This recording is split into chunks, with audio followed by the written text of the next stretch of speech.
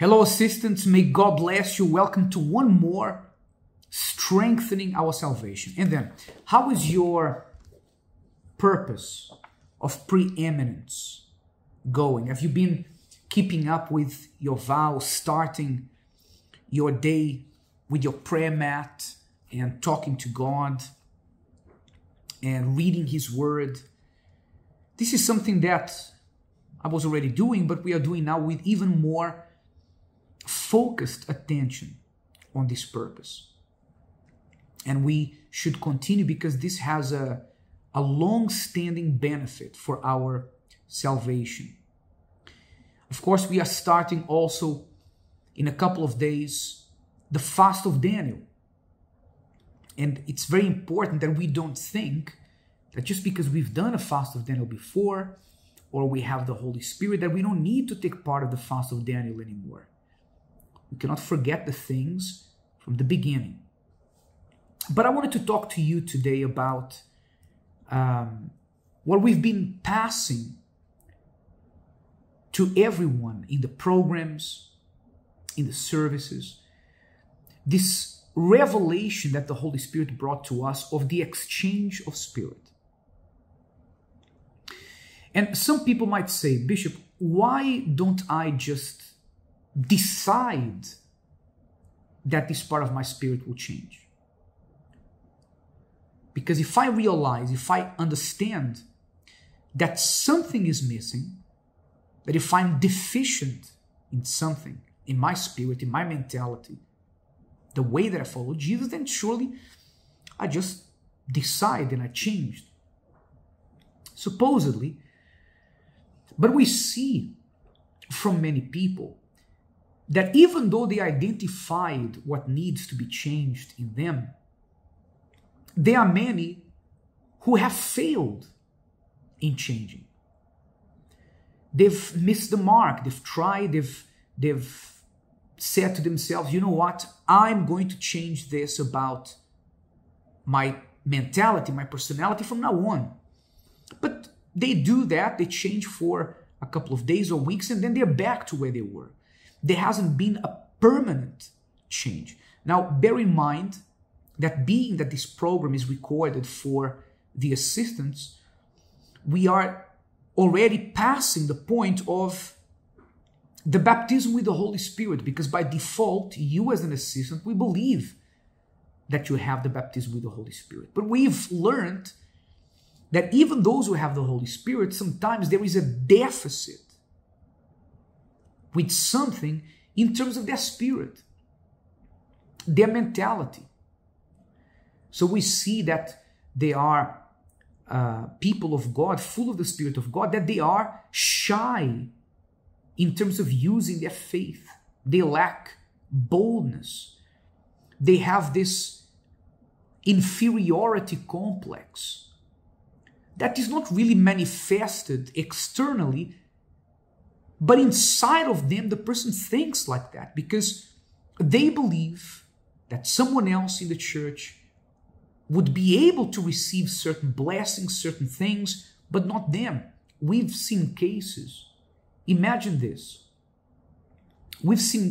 I remember a case of someone that a person was in the church, full of the Holy Spirit, and someone approached them.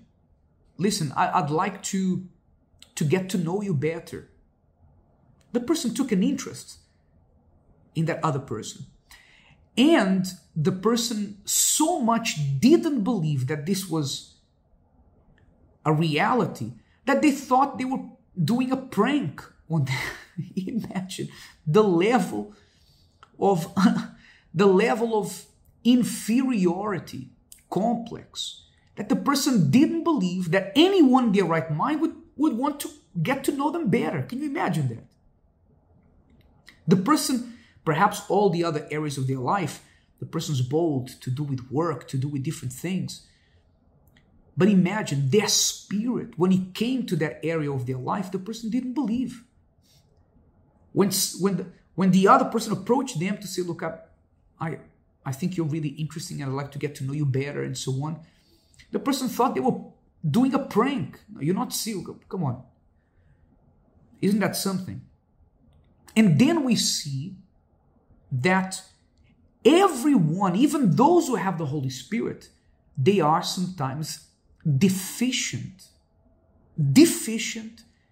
in their mentality, in the way that they think. And that's why that spirit has to change. Now, going back to what we were saying, if you realize that this is the case, why don't we just say, you know what, decide, make a decision that you're going to change this spirit in you or this mentality in you. And here's the reason why. Because you've done it before and it didn't work. And with certain things, those things only change when we go to the altar. Do you remember in the beginning of your faith? I remember very clearly, for example, I remember when I learned about fasting. I remember that when I learned about fasting, every time that Satan was tempting me with something, I would start fasting. And immediately, when I say immediately, after a day or two, that wave of attacks of the devil would subside. When I did that for the first time, that was a lesson of faith for forever. And this is something I kept with me until today, that fasting is a weapon to overcome the attacks of the devil. So, do you remember when you learned the power of going to the altar? Because when you went to the altar the first time in a campaign and you saw the power of God in your life, you thought to yourself, well, now I know the way. I did this once, it worked. Now I know the way, I know where to go, I know what to do, the path is open for me. And that is exactly why, in order to exchange our spirit, our mentality, we have to go to the altar. Gideon presented himself to the angel as a man of courage, so much so that the angel said, go in this thy might and deliver Israel from the enemies. But when the angel said, go, Gideon had the courage to speak to the angel. But when he needed the courage to go, he lacked that courage. And so this is why the altar is important, because the difference between him being afraid of going and eventually going was when he went to the altar. We have invited those who have heard about this revelation of the exchange of spirit to do an exam in their life, like a blood test. When you go to the doctor and the doctor does a blood test, and microscopically he notices that the blood of the person is deficient on something, whether it's iron or vitamin B12 or vitamin D or whatever it is. And then you work on replenishing what is deficient. I want to invite you to do the same with your spiritual life. What is in your spirit that needs to change?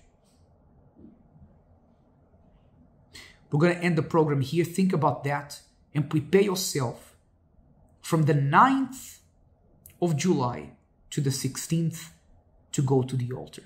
God bless you. Bye-bye.